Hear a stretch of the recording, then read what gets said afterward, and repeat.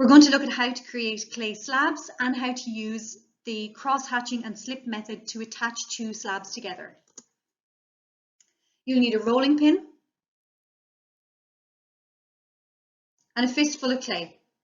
So if you struggle to get your clay all the same thickness, you can use two wooden planks here and it'll give you the same thickness of your whole piece.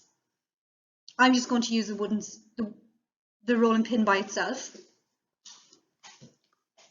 So once you have that to the same thickness, you can use something like a glass and go around it. I'm going to use my plank for a straight edge. So we cut that out into kind of a square shape. Normally after you've cut your slab, you would leave to dry to a leather hard state, which would take a couple of hours. So to attach, we're using slip. Slip is a mixture of water and clay together, and you mix that really well and it acts as a glue. So you glue two pieces of clay together. So this is the slab we're going to attach. So we use the cross-hatching method, which is diagonal lines, and then you put the opposite diagonal on the other side, so kind of a crisscross. And you do the same on the slab that you want to attach. If you didn't use slip at this stage, when the two pieces are dry, they would break apart. So using slip here acts as a glue and it'll keep the two pieces together even when they're dry.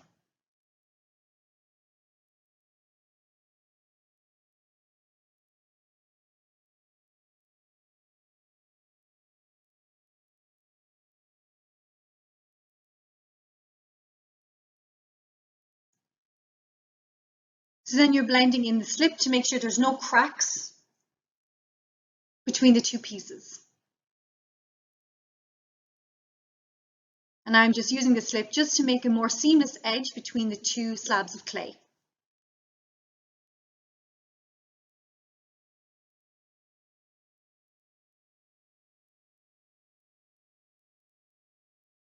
And you can smoothen that out if you have more time. So you'll see now that the two pieces can hold each other together.